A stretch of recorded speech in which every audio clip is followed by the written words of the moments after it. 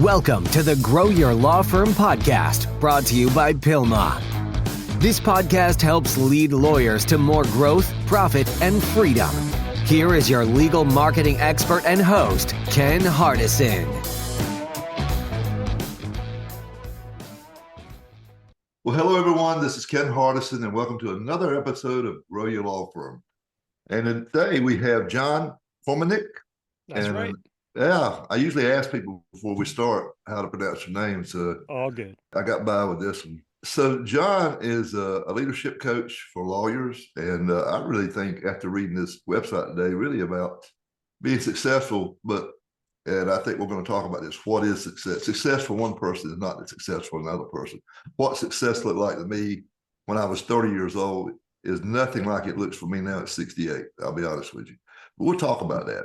So anyway, thank you for being on the show, and tell us a little bit about yourself, how you got to where, take us on your journey, I know you're a lawyer, and so how did you become a lawyer to a coach for lawyers? Yeah, Ken, thanks for having me. It's great to be here. So I practiced law for 25 years. Law was a second career for me. I didn't go to law school directly out of undergrad. I had a career before that in healthcare, and then one day when, I don't know, I had been married, I had a 2-year-old, I had a house, I had a mortgage, I had a dog. And I went home and said to my wife, I want to go to law school. And she was a bit incredulous. And her response, I'll never forget it, was, don't screw it up. And so I went to law school, was quite successful in law school. I think having been in healthcare helped me in law school tremendously. And then I practiced law. We moved from San Diego, where I went to law school, to Boise, Idaho, which is currently our home base. Practiced law both in government and in private practice as an associate and then a partner, and then opened a law firm with a couple of friends of mine in 2006. And I became much more than a lawyer. I became a managing partner, someone who had to be a CEO in addition to being a lawyer, which is really challenging. And then I got to a point in my life, you mentioned, your success at 68 is different than it was at 30. Well, my success at 55 was different than it was at 48. And so I took a look around and decided, what do I want? And the two things that came to mind were, I wanted to serve lawyers. The thing that absolutely broke my heart as an attorney was hearing people say, I would never let my kid go to law school.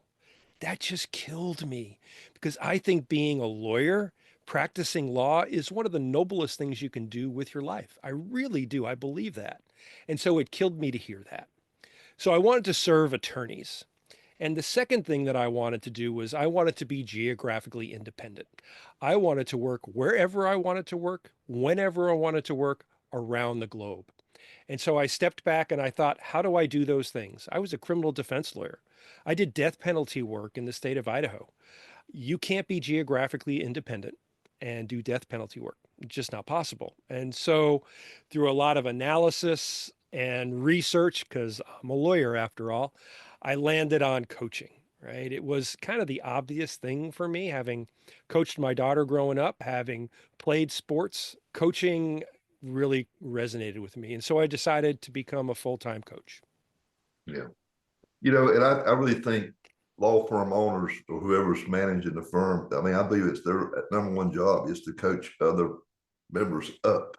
I really do. I think is leadership, is coaching people up. So what do you think? This is something that I've noticed, this is like my 285th podcast. And something that I'm seeing in some of my mastermind members, I got them to be on the show. And one thing I've noticed is that it seems like lawyers who are really growing faster are the ones that kind of back off of, they might handle a few cases, but they're really focused in on growing the firm and managing it and leading the charge forward. They grow faster than the guys that are in, and not saying anything's wrong with that. I'm just saying, if you want to be in the weeds trying cases, then you better find somebody that's like that to help you get to the next stage. But I knew it was hard for me. It took me, I didn't want to let go of the cases because I'm afraid one of the associates would run off with them. I'll just be honest. I was Yeah. paranoid. And I finally did it. It was the best thing I ever did. My firm grew a lot faster. I was more focused on seeing the big picture, seeing the future, making deals and different things. So anyway, this is supposed to be about you, not me. I'm sorry. No, So, no, no. so What you say is 100% on, right? It's 100% accurate. A law firm is a business. It needs someone to be the CEO. If that's you and that's the role that you want, that's great. If it's not you, you have to recognize that. Somebody needs to fill the seat. If yeah, nobody's filling the seat, your growth is going to be limited by your 168-hour week. That's all the time that you have in a week. You will not grow beyond a certain point unless you step out of the active practice and just handle the really intensely interesting cases for yeah, you, or you have somebody else step into the role of CEO. yeah. What do you think it's a struggle for people, for lawyers to transition from the skill practitioner to the business leader? I think there's two things. Number one, it's identity.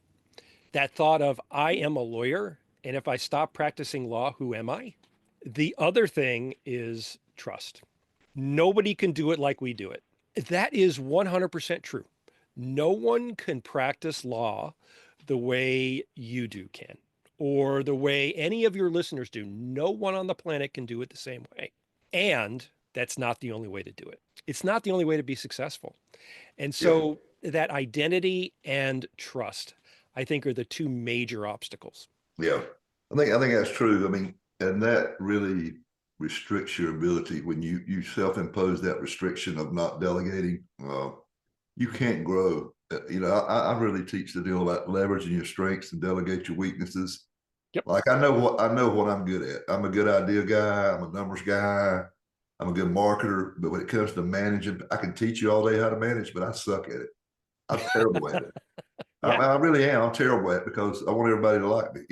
I think I'm a Right. pretty good leader, but I think my marketing, and seeing what the next big deal is my goal. And so I got a partner that was like running the business side of it, and I was just doing the marketing and that thing, and it worked out pretty good for us. Something I was reading, you were saying time management is BS. Yeah. So I really want to hear this because Okay. I've read some stuff before that says it ain't time management, it's something else, but I don't want to steal your glory. So tell me what your deal is. Yeah. Just think about it. We've been talking for how much time? Number one, time never stops. Number two, time doesn't care. Time does not care about your goals. It doesn't care about your wants. It doesn't care about your needs. It is agnostic towards you. And there's no pause button. Time just keeps on rolling. You can't manage it. As a lawyer, I know that words matter. I know that, right? We all know that as attorneys. We know that words matter. And so when we talk about time management, we get into this space of, I'm failing because I'm not managing my time, right? A different way to look at it is the way that I talk about it is forget about time management. Number one, it's really the decisions that you make. If you don't make the right decisions about what comes in to your 168-hour week, then you're never going to get to where it is that you want to go. It's just not possible. You can try to grind and that'll work for a little bit, but it's not going to work forever. So let's take time management and let's turn it on its head. Number one, manage your energy. And what do I mean by that? When are you at your best for detailed work? Because you are at your best for detailed work at certain periods of the day. Do that Morning. work then. When are you best at creative work? You are best creatively at certain times of the day. Do your creative work then. So that's number one. Number two is I just read an article by will.i.am, the musician, the entrepreneur, the thought leader, and he talks about it the way I think about it. He just has a bigger microphone. And it is find the stuff that you love to do it. Don't worry about balance. Don't worry about management. Just do it. And then you'll come out the other side into a different season where you can then manage or lead or have different energy in different areas, right? Those are kind of the two concepts that I love to talk to people about. And I think that, time management is a multi-billion dollar industry. I just think it's based on a faulty premise. You can't manage time, it doesn't care. My big deal is I love this when I'm talking to lawyers about joining Pillman. They said, I like to join, but I just don't have time. And I hate to say this, but I tell them this. I say, you have time. It's just you're just not hurting enough to make time. It's not Right. important enough. Yeah. We all have the same amount of hours and minutes. So why is it? I'm gonna ask you this question. Why do you think some lawyers are so much friggin' more? I'm not gonna say the word successful, but bigger. We got 50 lawyers versus they got their solo, and saying they're still don't say that they want to be more than one lawyer, but they can't do it. What do you Yeah. think the difference is? I think the difference is simply a matter of choice. And I think what you said is key. You're not hurting enough to make a change. Human beings love the status quo. We love it. We're built for the status quo. The only time the status quo changes is when the pain of change is less than the pain of the status quo. That's it. From a Yeah. human psychology standpoint, that's the only time that change happens. And so when you have people say, I don't have time, it is simply that the pain isn't great enough yet, or their want, right? Their desire for the new is just not great enough yet. And that's okay. Yeah. It's totally fine. And they have to recognize that. If they don't recognize it, then they're going to suffer unnecessarily. If they can really embrace well, I'm here and it hurts. I am honestly too afraid to change. The fear is too much for me. That's really okay. It's an okay place to be because it puts you at choice, which as a human being, you always have. You always have choice. And see, my problem's been the other way, John. I've always taken too many chances. You know what I'm saying? Yep.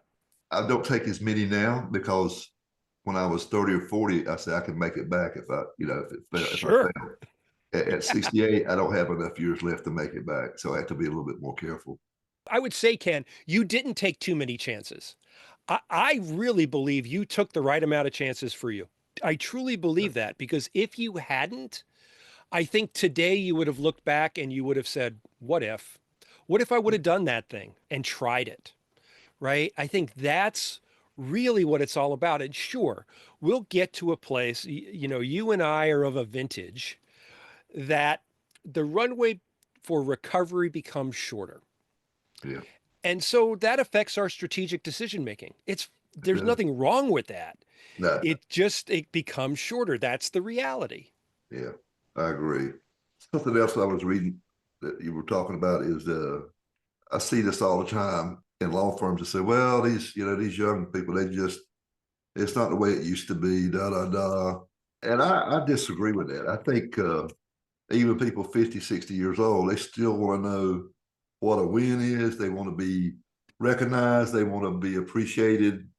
I don't know. What's your take on that? As far as 20, I don't know what you call them, the different generations. I mean, I know I'm a baby boomer. That's all I know. I'm a baby boomer. Yeah. You But and me but both. but I just thinking. I mean, what's your take on that? What do you see? What do you think the answer is? Is there about this generational difference? Yeah, and it's a big deal, right? This multi-generational law firm is a big deal. And I will tell you, I coach lawyers around the world.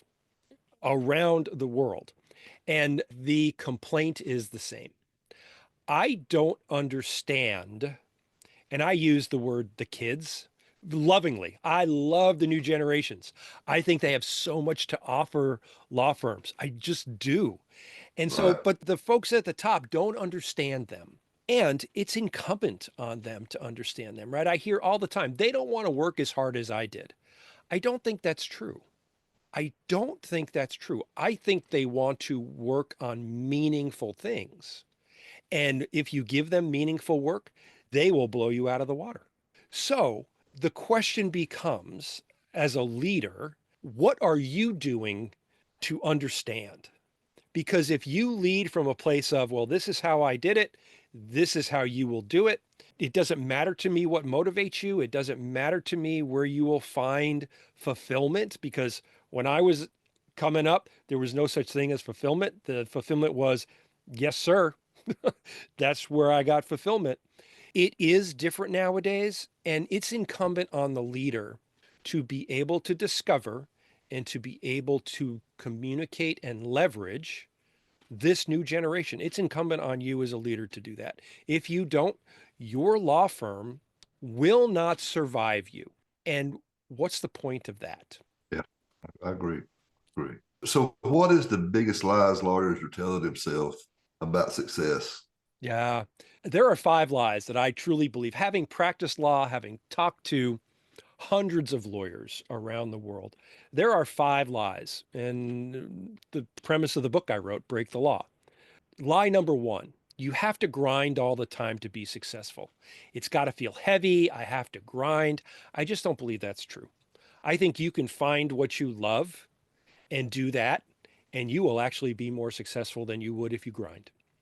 So that's lie number 1. Lie number 2, if I'm not busy, I'm lazy. This is a big one for those lawyers not wanting to let go of the legal work. It's a huge one. I believe if you are busy, you're lazy because you're not making the decisions that you need to make. The decisions that you need to make is to have a calendar with free time where you can think strategically, where you can step back. I'm coaching an attorney right now in Virginia. He's got a 7-figure personal injury firm, moving towards 8 figures next year, quite easily, actually. And what he has told me was the free space on my calendar is the most important space that I have. It is the critical thing to my law firm's success. So if you are busy, you're lazy, I think, because you're not making the hard calls, the uncomfortable things, and the being okay with white space on your calendar. Lie number 3, you have to be available 24/7. This is a big thing. I spoke with an attorney in Israel 3 weeks ago now about WhatsApp and how all Israeli clients have the WhatsApp number, the phone number for their lawyers. And I don't understand it. I don't get it. Orthopedic surgeons, I can tell you my orthopedic surgeon, I don't have his cell phone number. If you believe you have to be available 24/7, I think it's a recipe for failure. And here's why. Because nobody's going to talk about the 99 times you were there. They're going to talk about the one time you weren't. It's just really that simple. They're going to remember the one time you weren't there for them. So it's a recipe for failure. Lie number 4, money will make me happy. If that was true, the people with the most commas and zeros in their bank accounts would be the happiest people on the planet. We know that's not true. We just know it's not true. Money is a means to an end. Yes, I'm not going to be the guy who tells you to go sit up on the top of the mountain and give it all away if that's not who you are. I like money. Don't get me wrong. Money is not going to make me happy. I know that. The experiences that money can give me might make me happy or happier. Yeah. And then the 5th one, and this is really hard for lawyers, it's asking for help is weakness, right? Lawyers were trained to be these people who wear this armor and be in the world and have all the answers and just be that person. And if a lawyer was in the C-suite of a Fortune 100 company, they would have a coach. They would have a team. They would have people to help them see what they can't see. If they were a professional athlete or an Olympic athlete at the highest levels of their games, they would have a coach. They would have this person who could show them their blind spots. You know, Tom Landry famously said, a coach is someone who tells you what you don't want to hear, who shows you what you don't want to see, so that you can become all that you have the possibility of becoming. Yeah. If asking for help is a weakness, you're never going to reach your full potential. It's just not possible to do it on your own. I think, especially PI lawyers, big egos, and they hate to admit. Huge egos, and good for you. They have to be able to be good trial lawyers, to be honest with you. Yes. But I think it hurts them on that other side. They don't like to show no weakness. And the power of a coach is you have somebody who builds a container where you can be that person. You can show some weakness, Yeah. in a safe space, Yeah. and then step out of the space and recognize, okay, here's how I can be better. Look, I did death penalty work. If you show weakness to the state, you're done, man. It's just Yeah. not right. You're not going to get there. So it is just this thing where I get it. It's fine. You also need a space where you can have someone say, how is that really serving you? How is that mindset allowing you to succeed? If Yeah. it is, great. If it's not, let's take a look at it. Yeah, I think I don't care how smart you are. I mean, I've been doing masterminds and have mentors since I was 25 years old. Yep. As soon as I could afford it, and Yep. they can see stuff you can't see because you're too deep into it, the weeds. Yes. Even though you might be smarter than the guy that's coaching you. I mean, it really can be that way. But the deal is, I don't care how smart you are, you sometimes you can't see. You got blind spots, and it's right there in your face, but you can't see it. I call it the forest for the trees deal, Yep. or whatever. But no, I think you're absolutely right. You're talking about that money. When I was 30, that's what I was trying to do. I said, I want to make this much millions, and I'm going to be so happy. And then, I realized money doesn't. I've seen some miserable people, rich, miserable people. But I think the deal is money, and you said it in a different way, but it gives you the freedom to do things that make you happy. There's no doubt about it. But I don't know. My new definition is doing what I want to do, when I want to do it, with whom I want to do it with. There is no better definition of success. There just isn't. And for the people who are listening, you run a successful law firm. You wouldn't be part of this community if you weren't successful, right? That's part of it. And so recognizing that, are you doing what you want to do the way you want to do it with who you want to do it with, right? That is success as a human being, I think. Yeah, I mean, man, like my masterminds, I interview everybody. I said, why you interviewing? Why don't you just take the money? I said, I got a no asshole rule. I'm at a stage in my life, I ain't going to put up with it, I'm just You and not. me both, brother. I'm just not. I mean, let's have the 30, 40,000, but hey, it's not worth it in the long run. No. That's what happened to me, man. I was very successful, built a law firm up, from like 500,000 to like 7-8 million in like 5 years. Mm-hmm. And I woke up one morning, I wasn't happy. I wasn't looking forward to going to work. I had about 70, 80 employees. I said, I don't like this. I walked down the hall. I didn't know some of the people that were working for me, and I sold it. And what I'm doing now, I don't make the money I used to make, but my gosh, I mean, I look forward to it. I look forward to doing these podcasts. I love helping lawyers. I mean, I just love it. I mean, it's like I equivocate it to having grandchildren. I get to play with them and help them, coach them, but I don't have to friggin' deal with the clients and deal with the bar complaints and all that shit.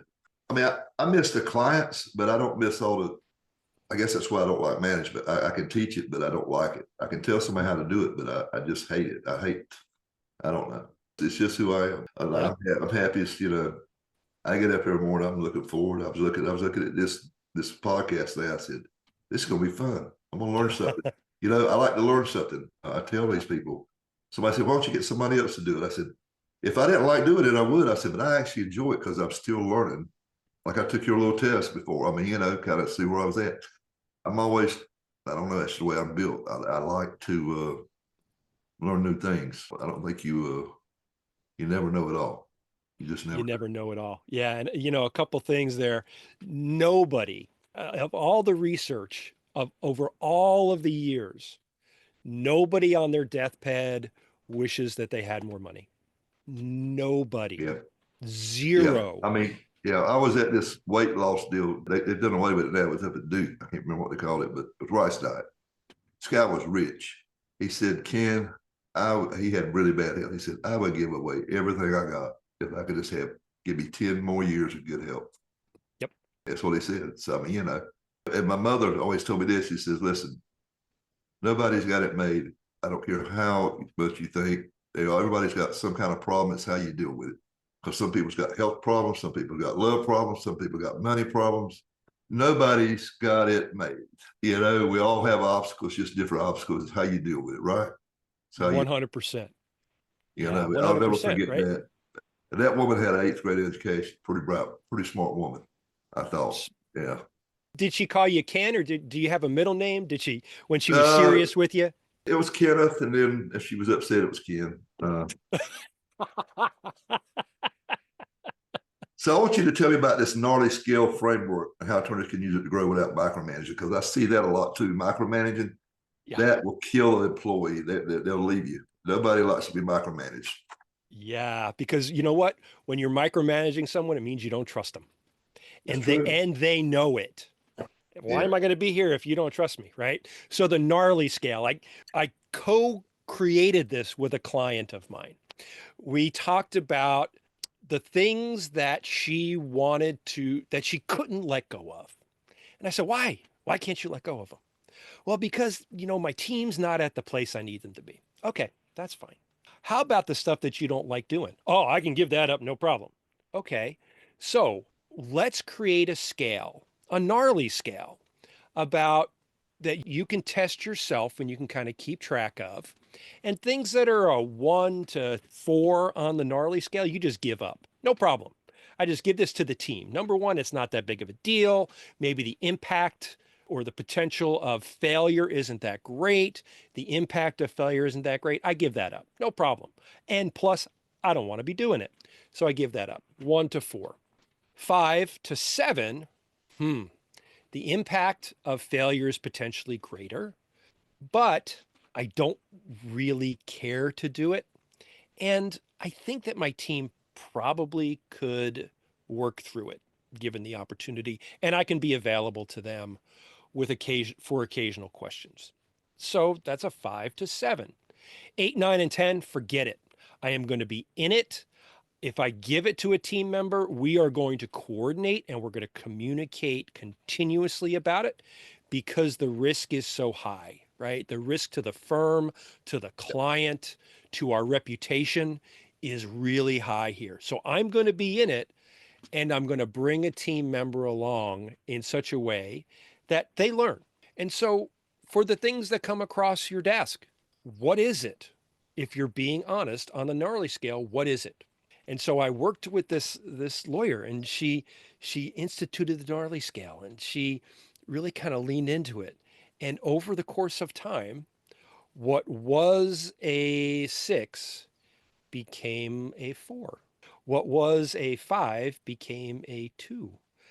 And so the top end continuously evolved to where she was really doing the things that only she could do.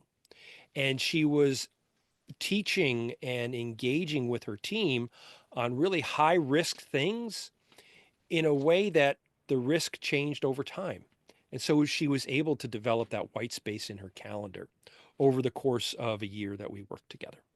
That's great. Now, what you're Yeah. doing with lawyers is very, very important. It's I kind of did something like that. I was part of like I said, I've been Dan Sullivan's strategic coach, 2009 to 2012. I did 3 years. One of the things I he love made those us, guys. yeah, he made me about this finding your unique skill and unique Yeah. abilities, unique Yep. abilities. You know what I'm talking about? Yep. And they put you through this thing where you rank it low. What I really love doing, and then it's okay, but I can do without it. And then what I really, Right. it's okay. It's something like I really hate this, and then kind of just figure it out, all the tasks, where goes what, and then you try to get rid of the stuff, that you're really competent at. What is it you really love doing, and you're really competent. But what you really, if you love it, you're usually very competent at because you like doing it, so you do a lot of it. The old Right. yeah. That's I think he called it leveraging your unique ability or something like that. Yeah, I think that's right. And look, I've got all of Dan Sullivan's books. I think he's great. I love what they do. At the end of the day, the thing that they did with you in that exercise was had you stop and think about things in a different way. That's Yeah. what it's all about, right? I read an article about Mark Zuckerberg and his private jet. And it was an article about carbon footprint, but that's not the takeaway for me. The takeaway for me was Zuckerberg's time is valued at $400,000 a minute. My question for you and your listeners is, what would you do with your time if you believed it was worth $400,000 a minute? Because I'm here to tell you, in the personal injury space, for your clients, your time is worth that, if not more. It just is, because you change people's lives. And so what would you do? And that's the same concept, right? It's the gnarly scale, or it's the, what are my unique abilities? What are the things that only I can do? When you start thinking about things like that, even if you can't do it today, you'll begin working towards that, because that's where you have your greatest impact. Well, listen, this has been great. If somebody wants to talk to you or go to your website or just find out more about you, how's the best way to get it with you, John? Yeah, you can go to johnrkormanik.com. It's just my name with my middle initial, because when I was growing up, when I was good, it would be John. When I was late for dinner, it would be John Robert. So I pull the John R in there. It's johnrkormanik.com. You can email me. It's john@johnrkormanik.com. You can go to breakthelawbook.com for a complimentary download of the intro to my book, Break the Law. Read it. If it resonates, reach out. I'd love to have a conversation with you. If you read it and you fight against it, reach out. I'd love to have a conversation with you, because I'm not the guy with all the answers. I am the guy who likes to ask questions and learn. All right. Thank you so much. Thanks, Until Ken. next time, this is Ken Hardison, dedicated to your success. Thank you.